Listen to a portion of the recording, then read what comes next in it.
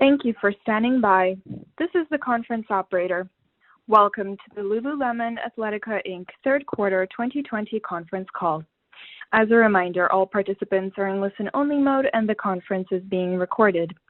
After the presentation, there will be an opportunity to ask questions.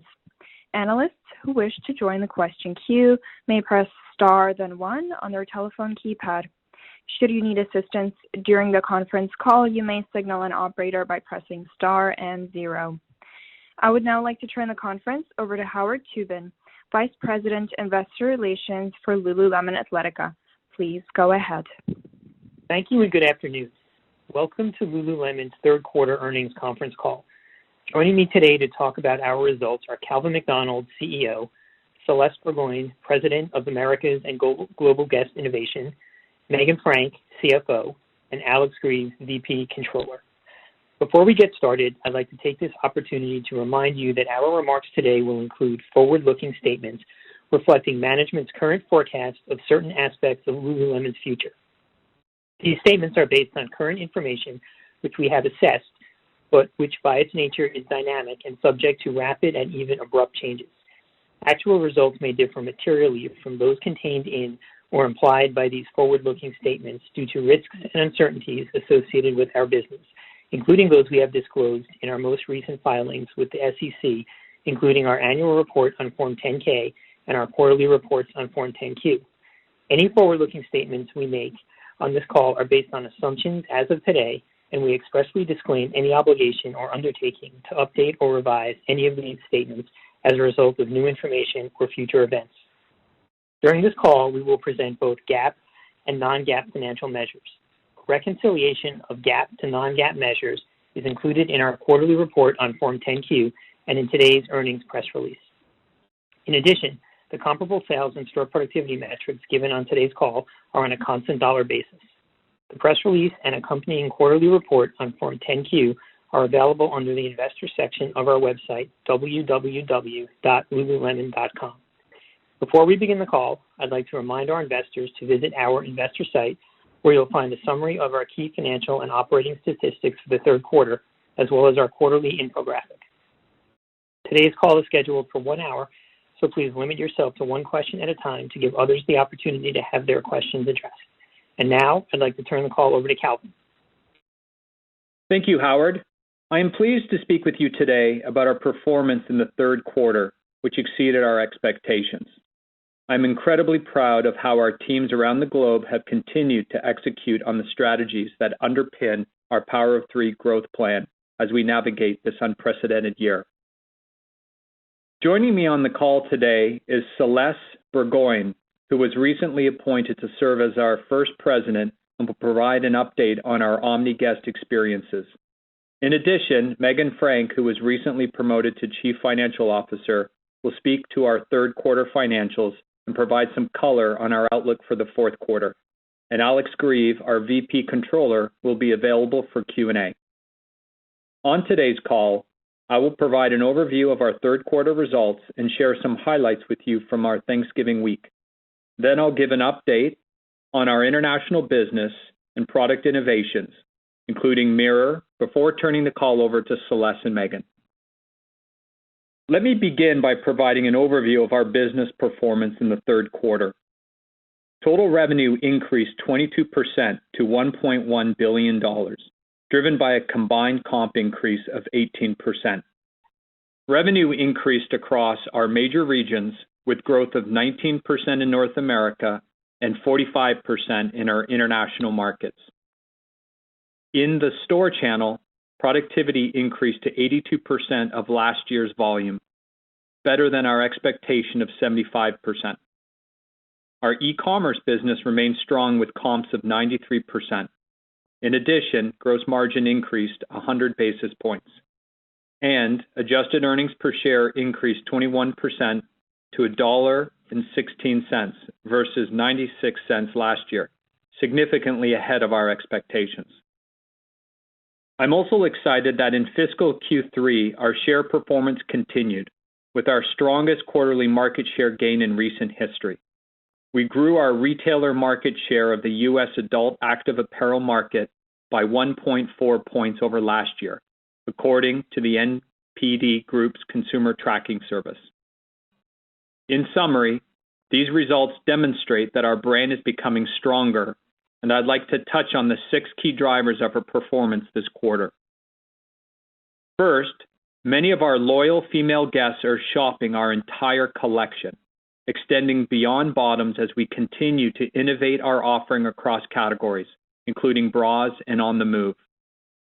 Second, we continue to deliver a steady pipeline of new products to our guests every month as we leverage our Science of Feel development platform. Third, our teams managed our inventory flows extremely well through the COVID store closures to ensure we had ample inventory to support the increased demand. Fourth, we provided pay protection to our educators to protect their well-being, which ensured we were ready to reopen stores and successfully launch new guest-facing services such as our virtual waitlist, appointment shopping, and mobile POS. Fifth, we have been investing in our digital capabilities and enhancing the experience of our e-commerce sites for several years, which enabled us to quickly respond to the accelerated shift to Omni this year. And finally, we successfully showed how well Lululemon translates and connects with guests across cultures and geographies, with growth in both North America and around the world. These drivers will continue to carry us forward into 2021 and beyond as we work to fuel our momentum. Before providing broad comments by category and channel, I wanted to also touch on our performance over the recent holiday. For the week that included Thanksgiving and Black Friday, we delivered a record-breaking performance in our e-commerce channel, which offset declines in store traffic.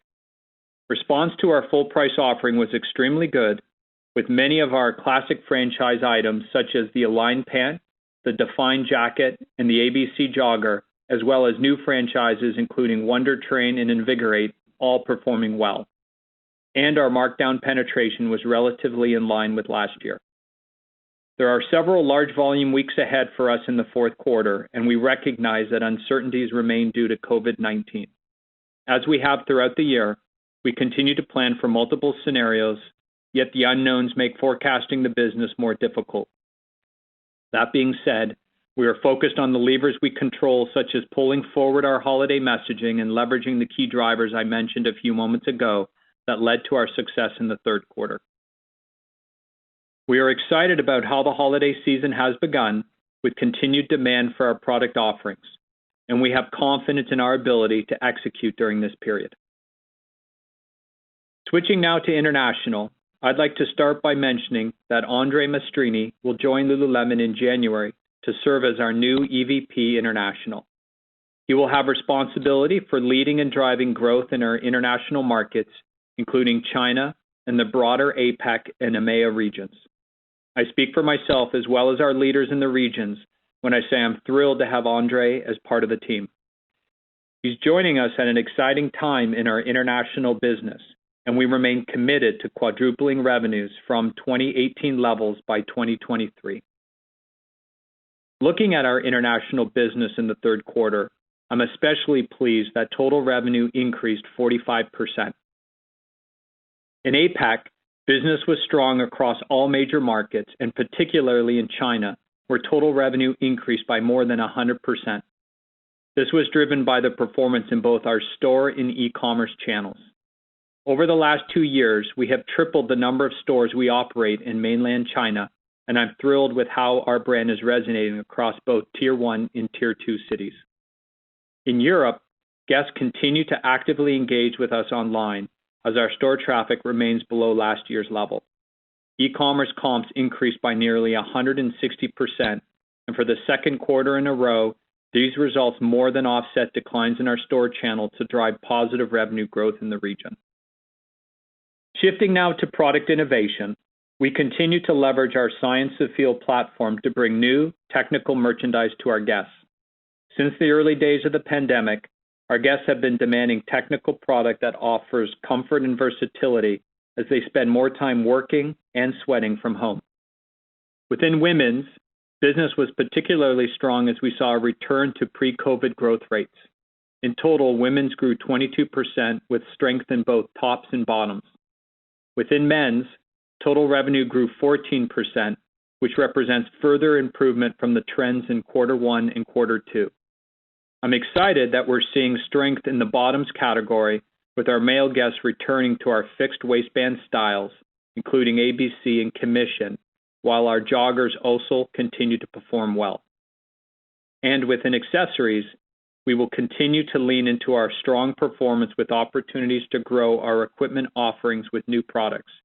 As an example, in the coming months, we will launch a 3D yoga mat, one of the first in the world designed with a textured surface to better enable body alignment during your practice. Looking forward, I'm thrilled with our pipeline of innovation. For the holidays, we are offering special edition product in many of our key franchises, and over the course of 2021, you'll see us scaling the sciences field to bring more technical innovations across our major categories. As I've said before, we are in the early stages of growth within our product innovation pillar, and we have ample ways to expand our key categories of run, train, yoga, and on the move. I'm also happy to share an update on Mirror. Since the acquisition 5 months ago, we have made steady progress on the integration, and we are pleased with the brand's performance in Q3 and with how the holiday season has begun. We continue to expect Mirror to generate in excess of $150 million in revenue in 2020. Over the course of the third quarter, we began to leverage the Lululemon ecosystem to raise awareness for Mirror. We launched a dedicated Mirror tab on our US Ecom site, including a hyperlink for guests to complete a purchase transaction, and we have included Mirror in our email marketing campaigns. Also in November, we created shop-in-shops in 18 of our US locations to test and learn how to refine our in-store selling experience, and we plan to expand this to several hundred stores next year. One of our store managers in Santa Monica described it best. Our guests are blown away by the sleek design and functionality of Mirror that is as innovative and unique as our own products. We are just at the beginning of our journey with Mirror, and we are thrilled with the current momentum and excited with what this can mean for next year and beyond. Before turning the call over to Celeste, I want to highlight the launch of our Impact Agenda in October. This is our first long-term strategy focused on how Lululemon will become a more sustainable and equitable business, minimize harm to the environment, and accelerate positive change both inside and outside of our company over time. To help us deliver on these commitments, Stacia Jones joined Lululemon this quarter and will lead our work related to inclusion, diversity, equity, and action, what we call IDEA. Stacia has extensive experience in this area, including having served in the role of Chief Diversity and Inclusion Officer. I look forward to sharing with you our progress on the Impact Agenda and IDEA commitments going forward. Let me now turn it over to Celeste to speak to our Omni Guest Experience pillar. Our approach toward guest engagement and our ability to deliver unique experiences across both physical and digital environments is a key competitive advantage for Lululemon. Celeste? Thank you, Calvin. I'm pleased to be on the call today to speak to our Omni Guest Experience pillar and to share some details on our third quarter performance, both in our store and our e-commerce channels. Over the past several years, we have shifted our organization to be focused on the Omni Guest Experience rather than focusing on specific channels. This served us very well in the COVID-19 environment. We know that guest behavior is dynamic, and our goal is to create opportunities in both the physical and the digital worlds that offer compelling experiences. We have leveraged our channels, put the guest at the center of all we do, and have enhanced the ways we engage with our guests, whether via a transaction, a personal development session, community connection, or on the Mirror platform. Looking at our store channel, we are bullish on stores as physical retail remains an important part of the Lululemon growth story. We continue to be focused on and invest in our in-store experience. Our stores are hubs in our local communities, creating a space for engagement among our guests, educators, and ambassadors, and allowing us to educate and storytell our product in a powerful way. In addition, we leverage our stores to facilitate our omni capabilities, including BOPUS and Ship from Store, and they continue to be an important vehicle for new guest acquisition. We remain on track to open 30 to 35 net new stores globally in 2020. In Q3, we had 97% of our stores open. Currently, we are still at approximately 97%, but we've seen a tightening of capacity constraints in several markets due to spikes in COVID-19. While these constraints can lead to lines outside stores during peak shopping times, I'm proud of how we have successfully implemented several strategies to improve the guest experience and reduce wait times. These include, first, the virtual wait list, so guests no longer need to physically wait in line and can be notified by text when it's their turn to enter the store. Second, mobile POS, which allows certain transactions such as returns, exchanges, and purchasing gift cards to all occur just outside of the store. Third, buy online, pick up in store, at door, or at curbside, offering flexibility and choice for our guests.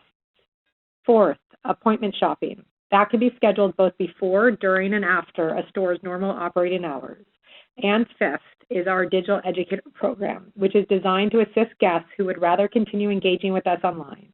This allows a guest to have a quick online chat or schedule an appointment for a personal or group shopping experience. I'm also excited that we continue to successfully execute our ship-from-store capabilities to leverage our inventory across channels. In fact, we achieved our highest volume ever with ship-from-store orders over the Thanksgiving and Black Friday holiday week. I'm so proud of how our educators are embracing and executing these new initiatives and further enhancing the guest experience. Another strategic area for us has been leaning more aggressively into our pop-up store strategy with our largest number of seasonal stores this holiday. In Q3, nearly 70 were operating, and in Q4, we plan to increase that number to approximately 100. We have leveraged pop-ups successfully for the last several years to bring our product and community to life in markets where we don't have a year-round physical presence. In addition, this year we're using pop-ups to help alleviate capacity constraints at high-volume stores in key malls across North America, including centers such as Somerset Collection near Detroit and Chinook Center in Calgary. In total, we have opened 14 pop-ups within close proximity to existing stores, and we're also operating 9 gifting hubs in malls where we already have a mainline location.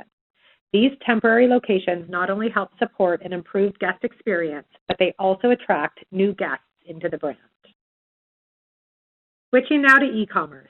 As Calvin mentioned, sales trends remain robust with total digital comps up 93% in Q3, driven by a healthy mix of new and existing guests. Even with stores being open for a majority of the quarter, we continue to see historically retail-only guests now shopping with us online. In the spring, as we recognized the dramatic behavior shift towards e-commerce, we layered on additional investments in IT infrastructure, fulfillment capabilities, and our guest education center, all to ensure we were ready for a spike in traffic over the holiday season. And I'm thrilled that we are seeing these investments paying off. Throughout Q3, we continued to see both traffic and conversion remain strong, even as the majority of our stores were open throughout the quarter. The enhancements we're delivering to our guests include increased and improved storytelling and product education, more predictive search, and a more seamless checkout. In addition, we recently partnered with Afterpay in North America, which is now live on our site, and we have enabled direct checkout functionality on Instagram and Facebook. These features offer our guests new methods to engage and transact with us, while also helping us acquire new guests. Before handing it over to Megan to take you through our financials, let me give you a quick update on our membership program. In September, we launched in Toronto and began enrolling members for the second year of the program in Denver, Chicago, and Edmonton. We are very pleased with the number of guests who have joined us across these 4 cities as they enjoy a higher level of engagement with Lululemon and gain access to a more complete expression of our brand. We remain in test and learn mode with membership, and we continue to iterate the program, such as the recent expansion of our digital offerings. Benefits now include virtual workshops focused on emotional fitness, including a recent session hosted by our global ambassador, Gabby Bernstein, which was attended by over 500 members. We will continue to study the ways guests are engaging with us in our test cities, and we'll use these learnings as we evolve the program going forward. I'm also very excited about the opportunities Mirror could bring to our membership program. We look forward to sharing more in the future about how we plan to leverage these 2 platforms to bring new experiences to our guests and Mirror members. In closing, I'd like to thank the entire Lululemon family. It truly takes a village, from our product teams to our e-commerce teams to our technology teams, and to so many across the company. We are so grateful for everyone's hard work and dedication. And I would like to especially thank our store, guest education center, and distribution center teams who are on the front lines providing an amazing guest experience during a challenging year. And with that, I also want to congratulate my colleague, Megan Frank, on being named to serve as our CFO. I will now turn it over to Megan. Thanks, Celeste. Let me first say how happy I am to be here as Lululemon's newly appointed CFO. I'm excited to continue to partner with Calvin and our talented senior leadership team to execute on our Power of Three growth plan, and I look forward to keeping you up to date on our progress on future earnings calls. Let me now provide you with the details on our Q3 performance, and although we are not offering specific guidance, I will provide some color on our outlook for the remainder of the year. I will also discuss specifics on our balance sheet, including our cash position, liquidity, and inventories.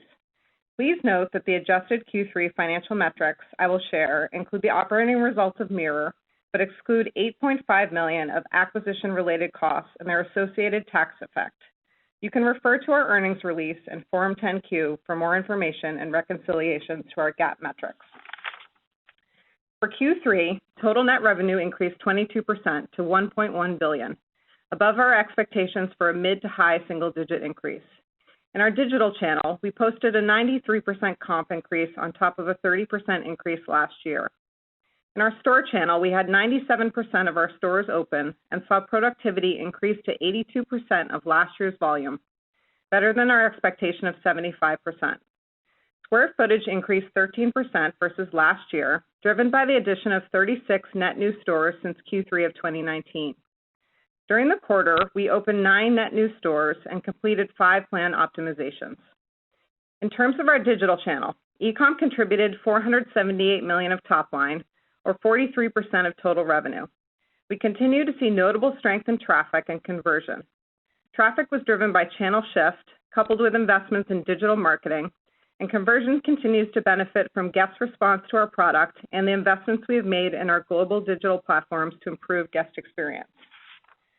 Gross profit for the third quarter was $627 million, or 56.1% of net revenue, compared to 55.1% of net revenue in Q3 2019. The gross margin increase of 100 basis points was driven by 170 basis points of leverage on occupancy and depreciation, and 10 basis points of favorability in foreign exchange.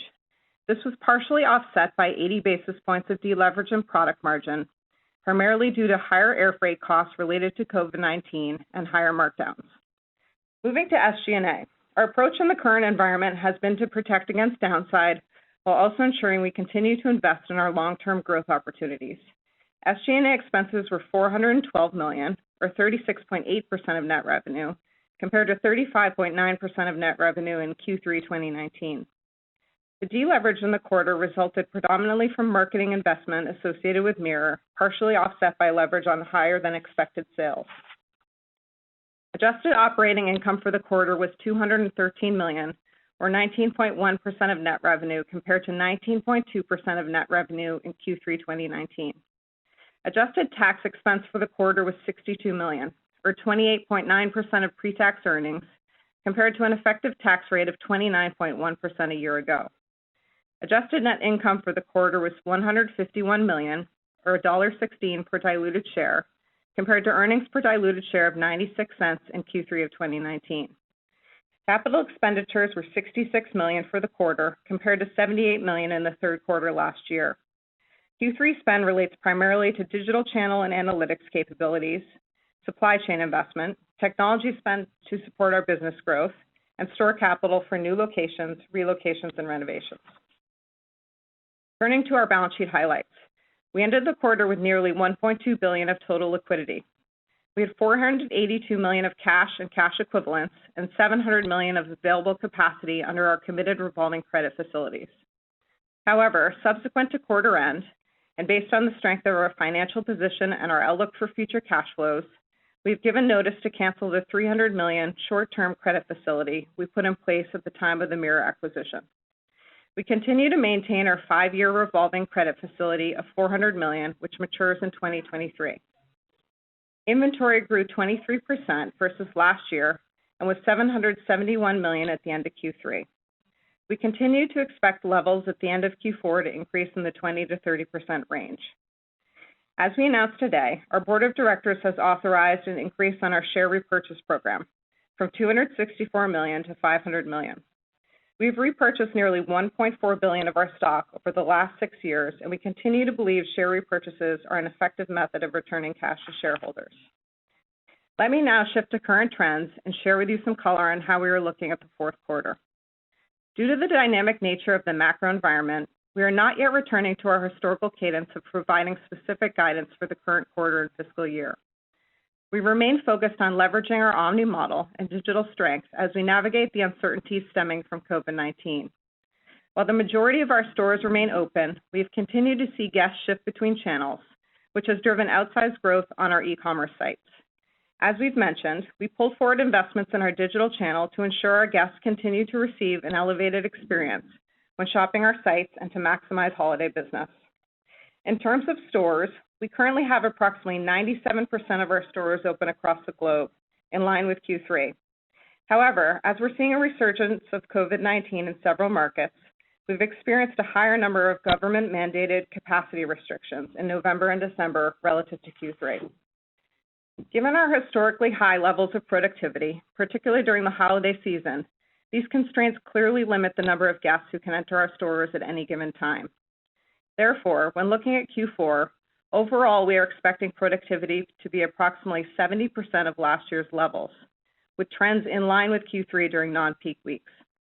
When looking at new store openings for 2020, we remain on track to open 30 to 35 net new stores, with 24 net new stores open through the end of Q3.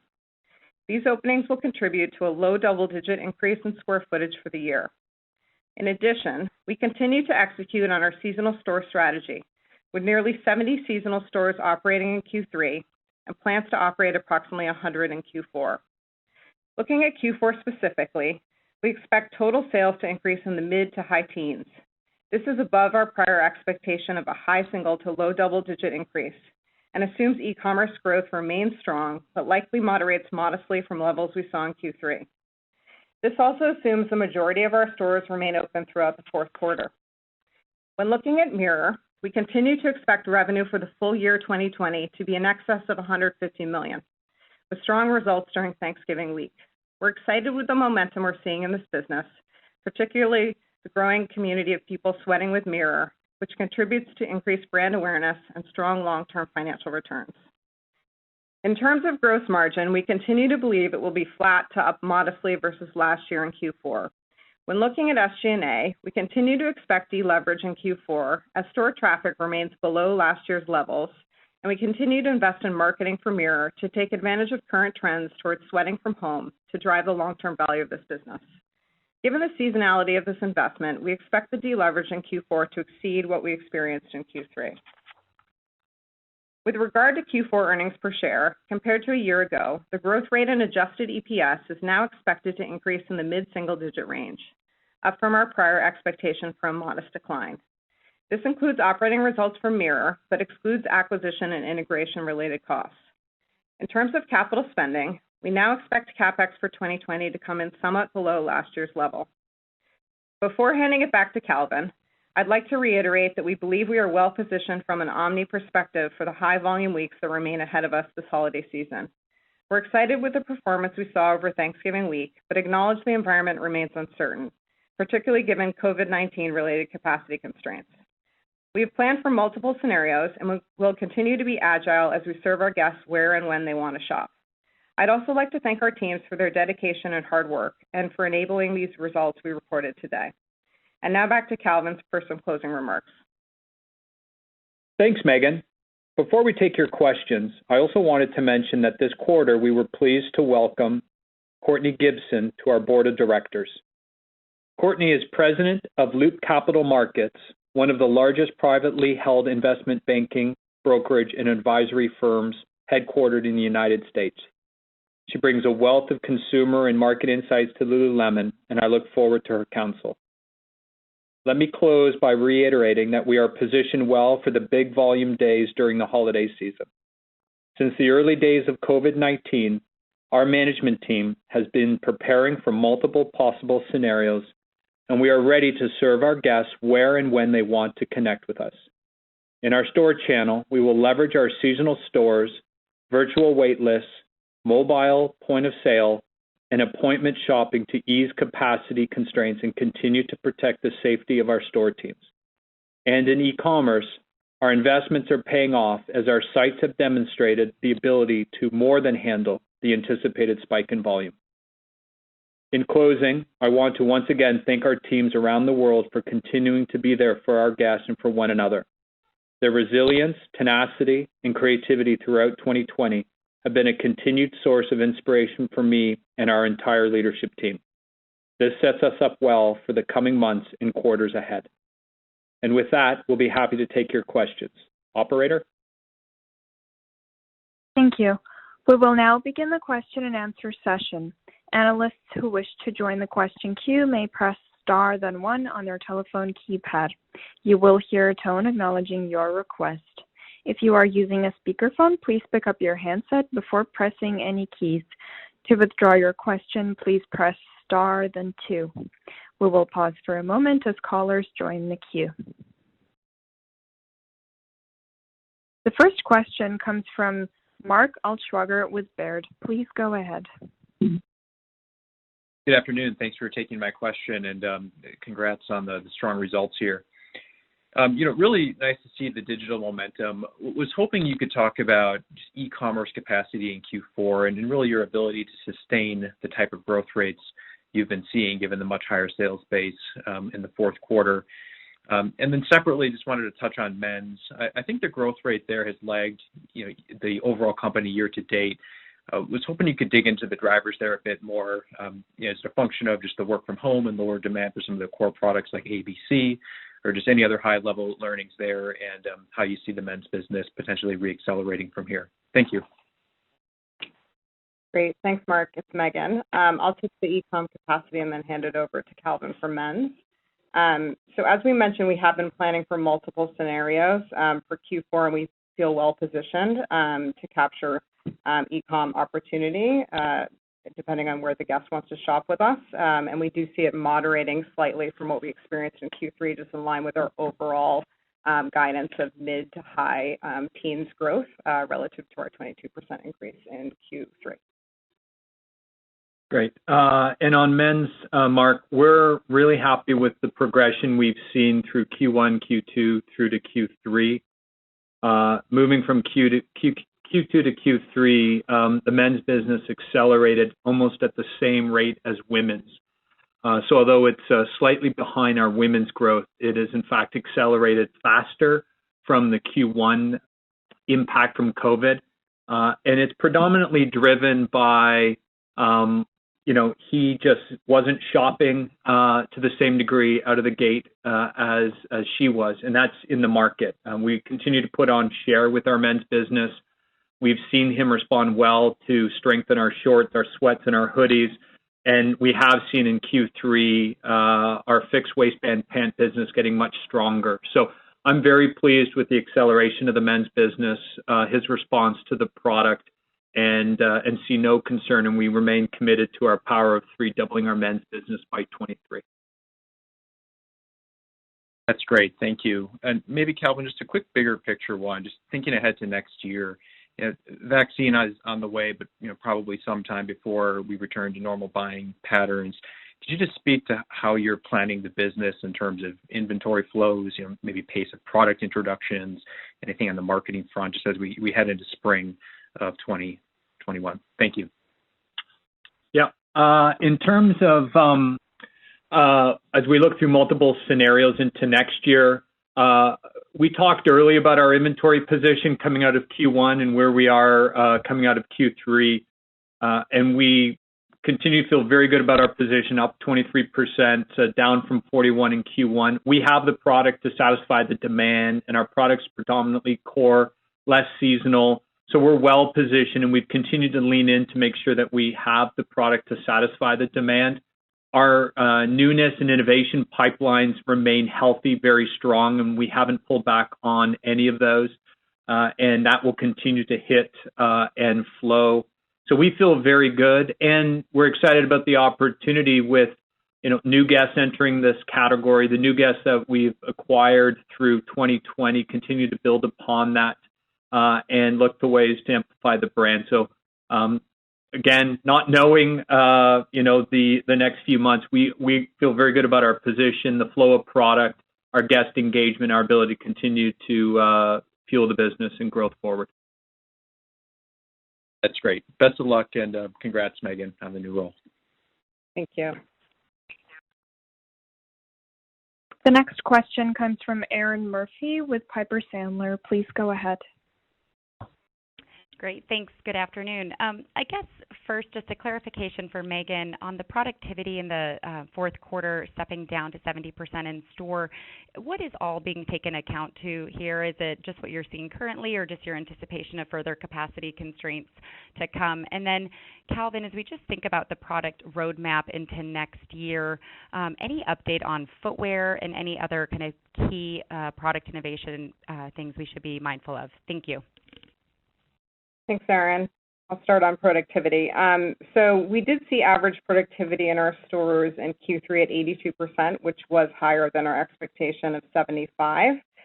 But given we are seeing a resurgence of COVID-19 in some markets, and we are also seeing stricter capacity constraints, government-mandated capacity constraints in several markets as we head into these peak weeks, we are expecting productivity overall for the quarter to be at approximately 70%, but reaching trends in line with Q3 during non-peak weeks. And it's really driven by just the volume of store sales in Q4. In a typical year, we see a 40 to 50% lift from Q3 to Q4, which, given capacity constraints and traffic impact, clearly limits our opportunity to service that traffic in our stores. And on our product pipeline, I'll first touch on footwear. So we anticipate the back half of next year introducing our introduction into the category with selling in early 22. So we're excited to share our unique point of view and innovation in that category. And as it relates to all others, the pipeline is full, and we will continue, through what we've expressed before of OTM, the sizing expansion. But as we continue to invest in our activity base, be it run, train, or yoga, across the categories, there's a number of innovations that we'll introduce throughout the year that will continue to fuel growth in the business. Great. Thank you all. Thanks, Erin. The next question comes from Lorraine Hutchinson with Bank of America. Please go ahead. Thanks. Good afternoon. I wanted to follow up on your comments around the air freight pressure in 3Q. Do you expect this to persist? And then can you also comment on the availability of air freight capacity, just to make sure that you can land enough inventory to meet holiday demands and then into the early spring? Yeah, sure. Hi, Lorraine. It's Megan.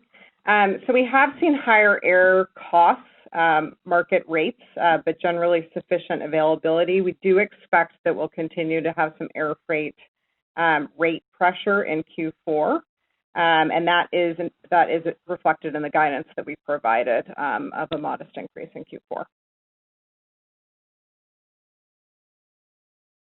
But you found enough capacity to meet demand? I'm sorry? I think I missed the second part of that question. Can you repeat that? Sure. Have you been able to find enough capacity to meet demand for the holiday and then into the early spring launches? Yes. We don't have any capacity limitations at this point. Great. Thank you.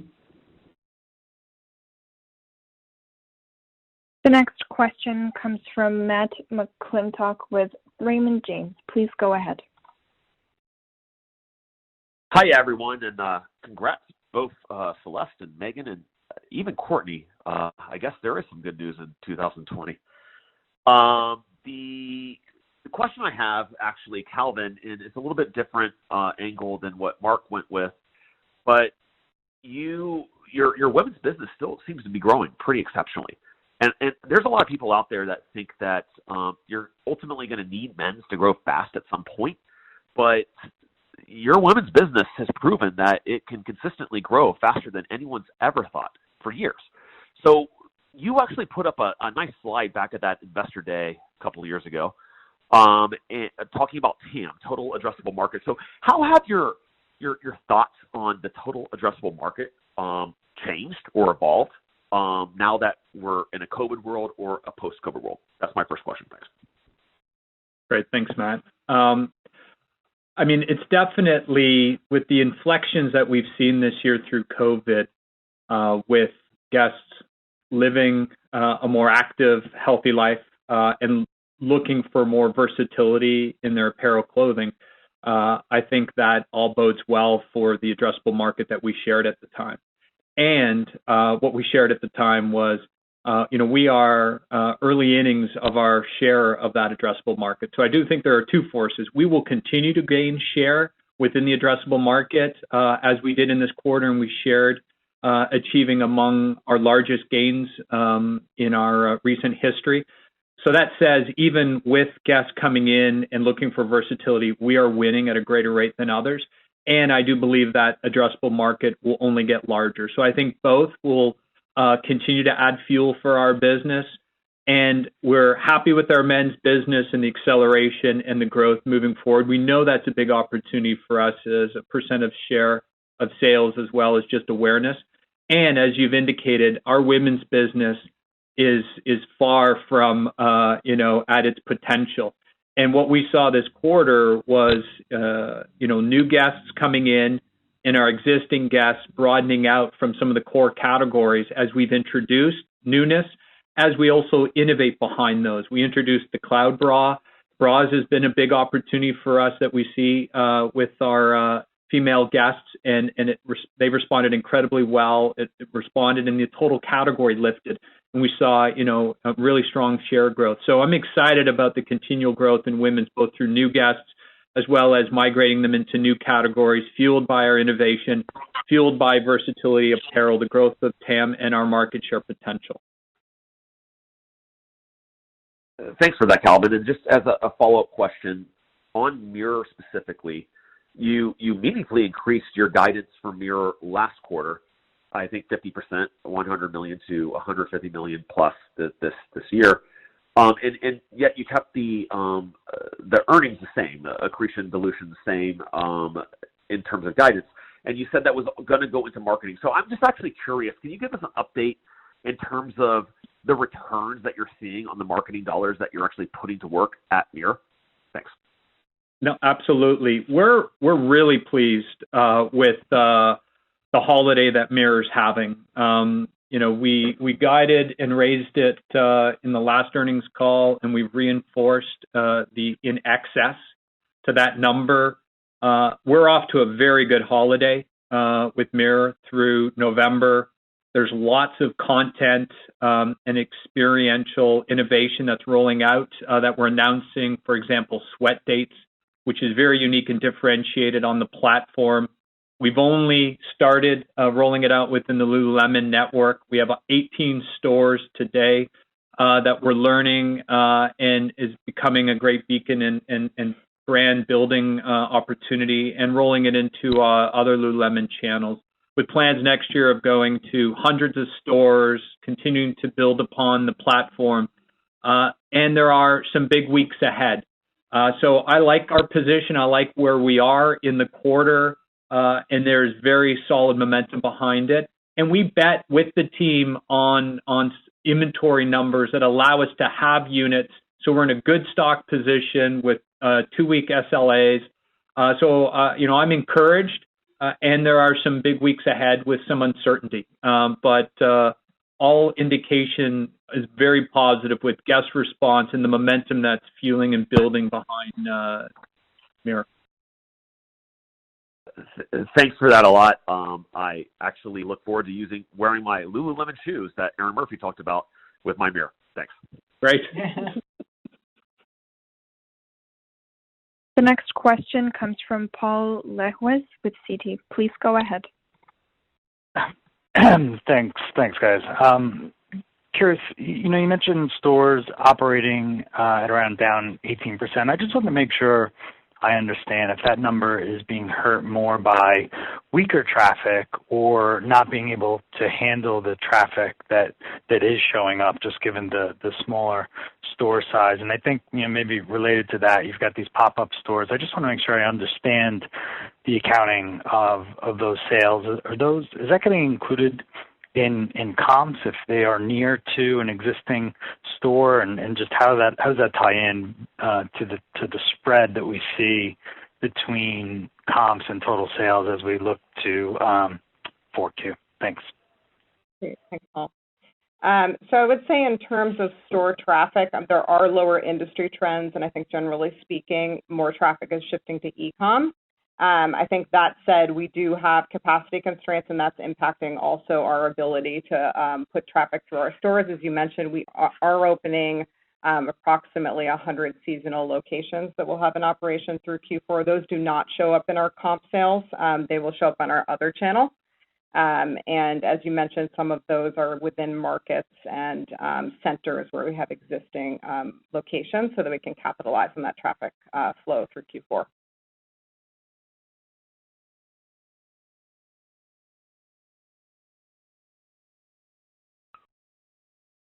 The next question comes from Paul Trussell with Deutsche Bank. Please go ahead. Good afternoon, and my congratulations as well on the quarter and the new roles by Celeste, Megan, Stacia, and Courtney. My question is on e-commerce. You continue to experience obviously really strong growth in that channel. It was over 40% of sales this period. While that likely changes when the environment normalizes, just how has your view on investing in and rolling out stores changed, if at all? And are there areas or capabilities online where you need to invest further? And just lastly on that, how does a higher e-commerce mix, kind of impact the P&L over the long term? Great, thanks, Paul. I'll talk to our current strategic thinking through the balance of the channels, and then hand it off to Megan to talk about mix. We are obviously incredibly excited about the Omni guest that has joined Lululemon this year. Equally, the stores will remain a very important strategy and presence within how we service our guests, how we recruit and acquire new guests. There's been no dramatic change to our forward view of that. We always open a conservative number of new stores on an annual basis. They are small, highly productive, and have the role of more than just transacting. They are building in the community, connecting to our guests and our ambassador community, and really being a marketing driver while at the same point servicing and selling at high productivity. We are early in the size of our store network, so we're going to continue to be opportunistic. I think there's going to be exciting opportunities for us next year with the state of retail, and our balance of cities, our balance of mall to non-mall is healthy, and our fleet remains healthy, and we will continue to take that conservative, opportunistic view. And then with digital, we did a lot of innovation this year that the team will just build upon. You can go to the site today. You can interact with one of our incredible store educators live, on demand through video. You can schedule a concierge, not to mention the traditional omni connectivity of buying online, picking up in store. So we're going to continue to invest in that digital connection of the ecosystem, both on how the guests transact, but also bring to our digital the human connection that is so unique within our store environment. So we're excited about our innovation and continue to feel the success in both channels, both which play a key critical role in our omni strategy. And Megan, if you want to chat about mix. Yep. So in terms of ecom penetration impact on operating margin, we do, as you noted, see a higher operating margin in that channel. However, stores, which have historically been approximately 70% of our mix, have seen declining traffic and revenue, so that's contributed to some deleverage and impacted the overall profitability in the near term. As we look into the future, we do aim to manage the business on an omni basis and remain committed to our Power 3 growth plan, which includes operating margin slightly above revenue growth over the long term. And as we mentioned, we've been planning into multiple scenarios, and that channel penetration dynamic is an important piece of that. Thank you for that color. You know, you mentioned the loyalty program earlier. Can you just provide any additional details on spend per shopper enrolled in the program versus others? Any further color on rollout plans to additional cities and just any tweaks or changes you've made to the program of late? Yeah, thanks, Matt. It's Celeste. I'll take that question. So obviously, as I mentioned, we're operating currently in 4 cities across North America with our membership program, and we are really pleased with not only the number of guests, but also the engagement of guests. So we are not going to talk about any specifics on spend or any of that stuff, but really happy overall with their engagement. We did have a really great event in October. We had Gabby Bernstein, one of our global ambassadors, who led an hour-long wellness and mental well-being session. We had over 500 members from across those 4 cities join. So just an example of how we're really leveraging this program, and our guests are really enjoying participating and connecting with us across our entire ecosystem and really through the entire sweat life. We're really using these markets in these cities to continue to test and iterate. Obviously, a pivot to digital during this current environment has been a huge area of pivot, but one of the things that we're really excited about is also the opportunity that Mirror can bring to our membership program. So we'll have more to share on that in the future, but definitely the teams are hard at work ensuring that we really create and continue to iterate this program. Thanks. Best of luck. Thank you. The next question comes from Matthew Boss with JP Morgan. Please go ahead. Great, thanks, and congrats on another nice quarter. Thank you. So, Calvin, could you elaborate on comp trends that you've seen since the close of the third quarter? Black Friday, I think you said record week, sounds great. Have you seen overall comps accelerate relative to high teens performance in the third quarter?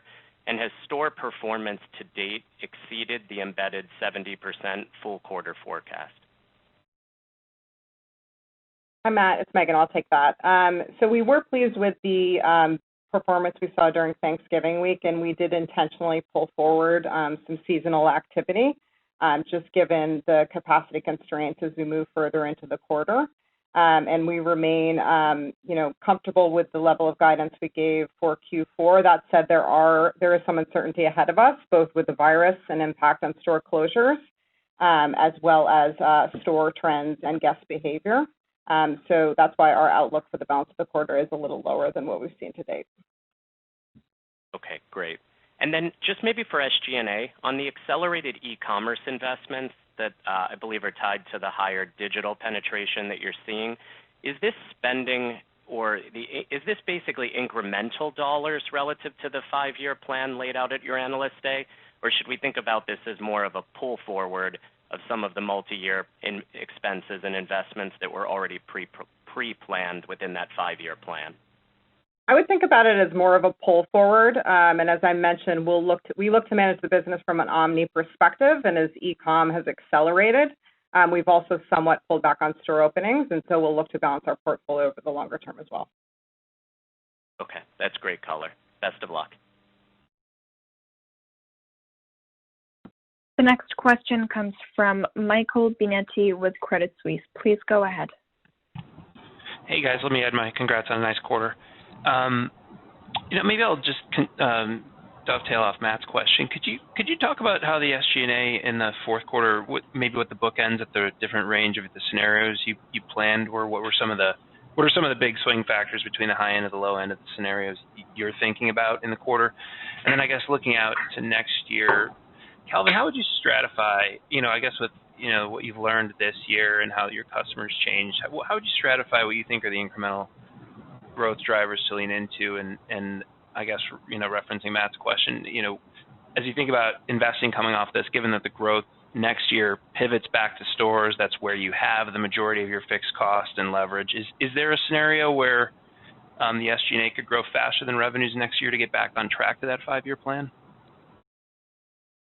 So I'll take the first part of your question. So in terms of SG&A, we're not providing specific guidance for Q4, but as I mentioned, we do expect Q4 to deleverage slightly more than what we experienced in Q3, and we do plan to we do plan the business prudently and manage costs effectively as we move through the fourth quarter.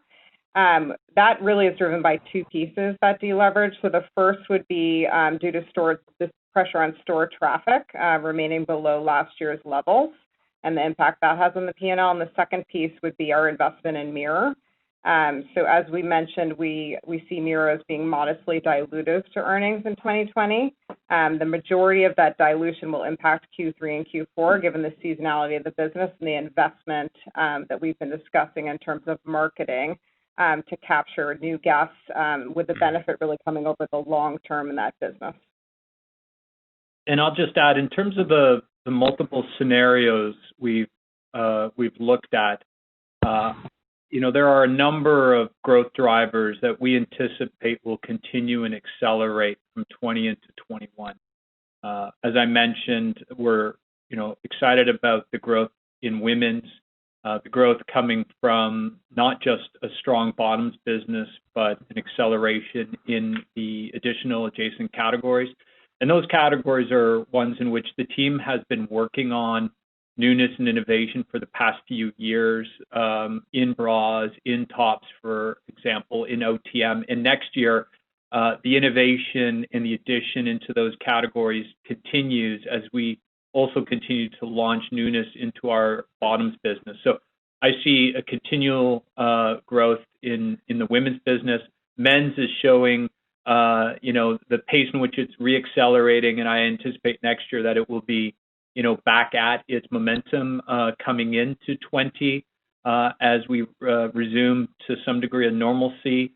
The international business, incredibly strong. We've learned so much this year about the power of e-commerce, and I think that will continue to allow us to drive our omni initiatives across many markets into next year.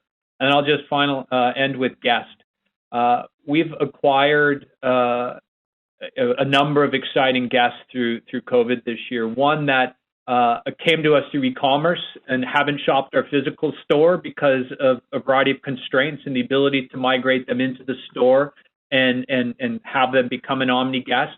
And then the increase in our omni guest portfolio within our existing, as store-only guests became omni and shopped with us online, and how we leverage those opportunities and continue to drive the share of spend with us going into next year. So multiple scenarios, but all very positive on the back of product and the innovation that we're launching heading into next year.